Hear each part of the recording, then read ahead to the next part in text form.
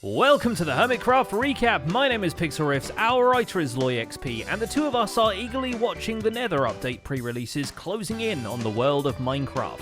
It feels like just yesterday we were up in the bee's knees, but now piglins and netherite are not too far away. So, once again, we welcome you to the comments for your speculation as to how the upcoming Heck rebranding will affect the Hermits outside of sweeping away what remains of the button.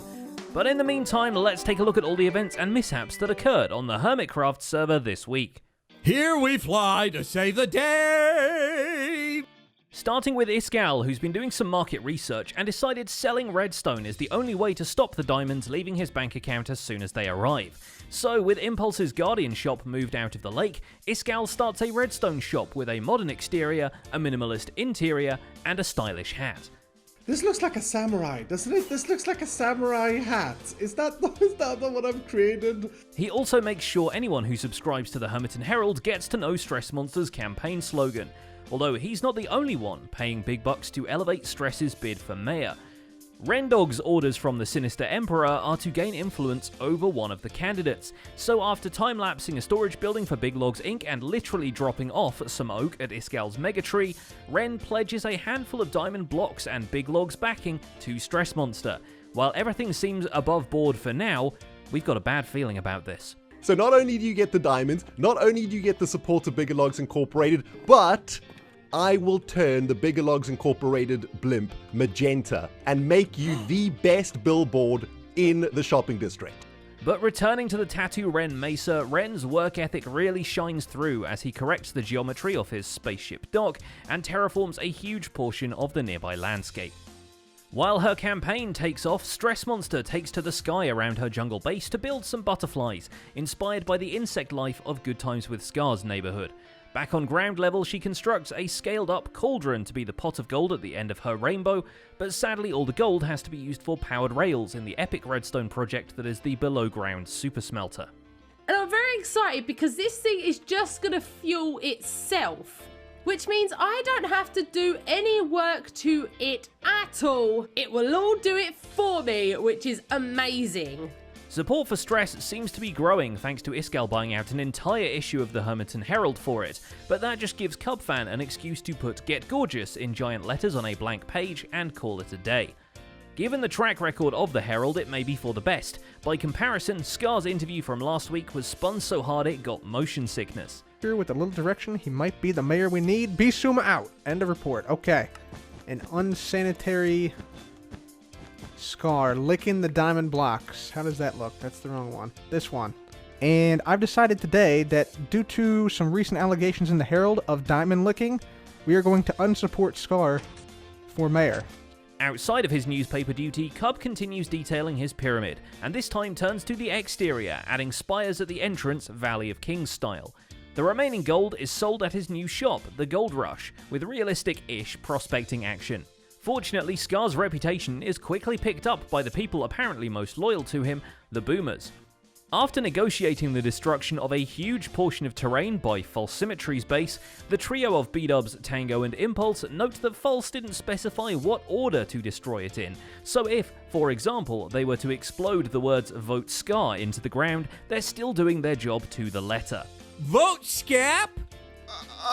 No. What is a Scap? Super Crazy Awesome Pancakes. No. Totally running for mayor. The pancakes. Oh, the Super Crazy Awesome pancakes running for mayor now. Okay. Yeah. Back at B-Dubs' base, the cliff outline in the sky gets filled in with an appropriate amount of cliff, with intentional cracks which will eventually be filled using veins of diamond block. False Symmetry naturally is not too thrilled to see her backyard transformed into a competitor's endorsement. Then again, the pancakes don't exactly stand a chance against the person with the biggest knife on the server. Because if I'm mayor, I will protect them myself. With my own body, I will stand there in between them and the mobs coming for them. But for right now, we'll have them try and protect themselves.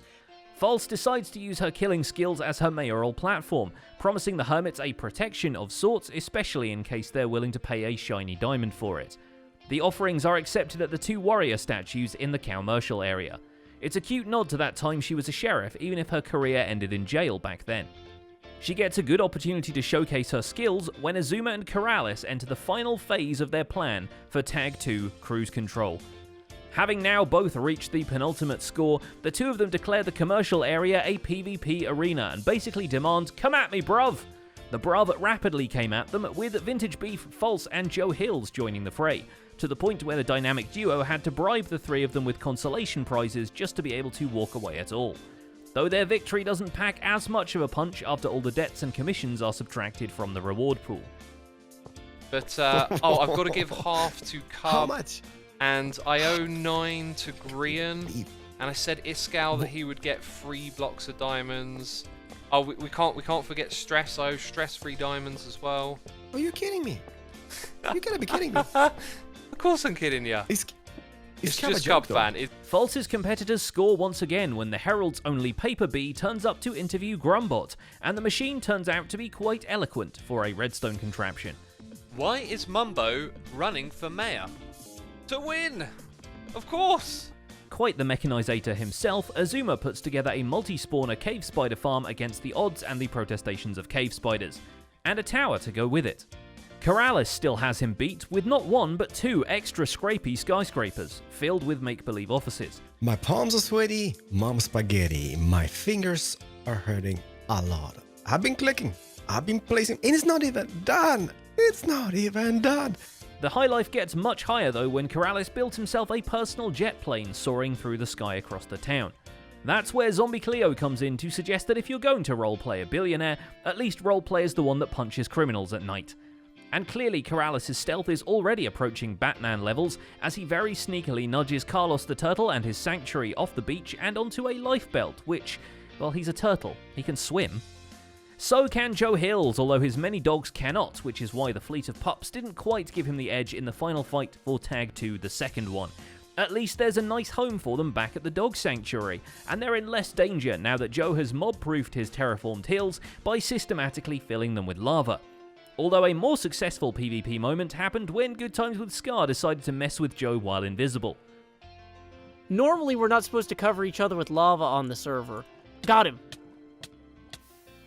Oh no, all of his stuff was legitimately good. Oh, okay. I thought he was going to be running around naked because it's a Minecraft. While he's rehoming dogs, Joe sees the opportunity to double down on his dog catcher message and leave a few dogs at his servermates' bases while they're out. One such recipient is Impulse SV, but he doesn't have much time to get to know his new roommate. He's got to head out to the auto-composters he set up last week and reroute the bone meal directly into his flower farm. With the ice roads in place and the collection mechanism all set up, he's got bouquets of dye for the foreseeable future and can turn his attention towards the boomer's business. No bone meal? Does that mean it's actually making it? Oh, I thought for sure it would hit an unloaded chunk. Etho also has plenty of reasons to farm flowers because many people have been subscribed to the gardening services he's offering at Shady Ease. These may include wither roses and bees.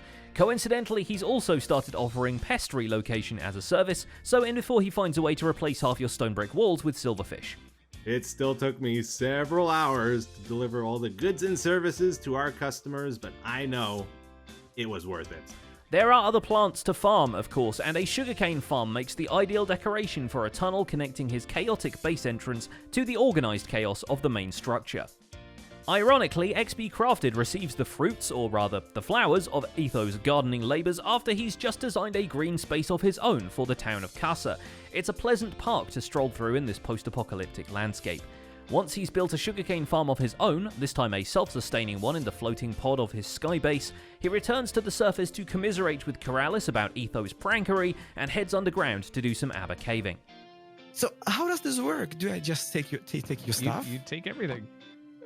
Good sportsmanship to give a pity diamond, but, you know, that's up to the person that wins. Of course, Abba caving is not necessary for acquiring shameless amounts of diamonds, neither is Iskal's 3000 diamonds challenge, but it's a good excuse to go punch some blocks. Hypno puts a fresh set of pickaxes to a good test, even if no amount of them will help against an Elder Guardian should you dig under one. Well, this is awkward. Yeah, I didn't even think that would be an issue when I decided to come down here. Oh, this is ridiculous. A surprise just as inconvenient is waiting for him back home. Not only has Etho delivered his gardening services to Hypno, but Ijevin has come and covered every surface of his house in acacia signs, hinting that Hypno might indeed have an odor of sorts. I'm gonna cover his whole base, and it's gonna be awesome. To air out, Hypno takes a chance with his newfound riches and gives Stat Poker a go, playing versus XB, Cub fan, and a notorious piano salesman. Vintage Beef is in the game, hoping to add to his budget for more shopping district land, wanting to claim the available space adjacent to the Spits for a few side projects. And he has a solution for Etho's flower ranging shenanigans, which is to sign Etho himself up for free gardening and presumably watch the snake eat its own tail. He also relocates the diorite delivery bird to Impulse's place, with the addition of a gold block podium, but it doesn't stay there for long before being moved on to B-dubs. In the meantime, Beef gets a much more pleasant delivery, a note from Wells Knight, who's just moved to the neighborhood. Part of this interior, it's missing one thing. Opulence. And you know how you get opulence? With a piano, A big white grand piano. You're right. You're absolutely right. His piano services sure come in handy since Wells is busy filling in the interiors of that starter house of his. And just like with the outer shell, it is incredibly detailed, massive, and over and done in a single video. I decided this is gonna be a grand entrance hall. Yeah, hey, genius self, this is not the main door. The main door leads into the kitchen. Planning, 10 out of 10. Ijevin, on the contrary, is taking his time ensuring that the plan for his freshly blown up base is solid and worth following. Well, that and the end brick supply is holding him down a bit. Still, he prefers the 3,000 diamonds challenge to devouring the islands, and having completed it, Jevin puts them to good use for a community project. In the Sea by the Commercial area, one can find a submerged hedge maze with a diamond entry fee but a diamond block exit reward. Please, I'm gonna probably change this sign. Please do not look at the top of the maze before you... Oh my god, I can't type! There's no danger of TFC getting lost in the maze because he's still getting his bearings in the shopping district and buying some equipment he needs to get started, including an elytra from Jevin's shop. Yes, after some time spent in the long-awaited branch mine, TFC takes to the skies once again, explaining the only reason he didn't spend more time in the air during Season 6 was a poor internet connection speed. So yes, I do remember how to fly. I am way out of practice because the last time I did any serious amount of flying was back in, I think it was Season 4. And I did a lot of flying that season because I flew over 8,000 kilometers.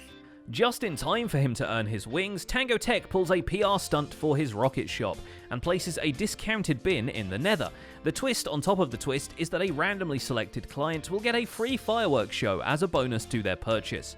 And I want to stress that I'm not just going to be blasting these things off. We're going to put on a show.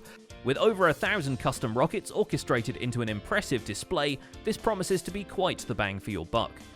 The home base too is sprinkled with some extra character, as Tango builds one more building with a face on it, one clearly planning something with a mischievous grin. But speaking of mischief, Grian is once again up to no good, sneaking around other people's bases, putting blocks down behind their backs. By his own admission, this is really just to unwind from the hours of work he's pouring into the mansion project and the grandiose time lapses that comes with. Through visiting neighbours, he also completes a concise and comprehensive map of the jungle area, and it's very nice to have this visual all at once. What is not as nice is the subtle implications in the way Grumbot answers questions about his redstone brethren kicking the bucket. What happened to the button, Grumbot? Beep beep boop boop. It died. And finally there's Mumbo, who is short on diamonds to feed to the Grumbot, so it's mining montage time once again. His base expands inwards with archways connecting in new and exciting patterns, but when he's not sure what to take it next, Grumbot has no answers, telling him instead to build a film studio. Read out in Grumbot's voice as well. I want you to do an impression of Grumbot. Oh my goodness, what would Grumbot sound like? Beepy boopy. So naturally, Mumbo builds a mob farm first, that industrial area isn't going to farm itself, and then returns to set up a floating studio soundstage on an inflatable raft just next to Grumbot. You've heard of pirate radio, now get ready for seafaring cinema. And that's about it for this week's recap. Our writer is ZloyXP, and my name is Pixelriffs. After the spectacular finale of Zloy's Truly Bedrock series, the gang has reunited for Season 2, and the first episode is now available to watch in the Endscreen Theatre. Don't forget to leave a like while you're still here, and subscribe so you won't miss future recaps. Thanks for watching, and we'll see you next week.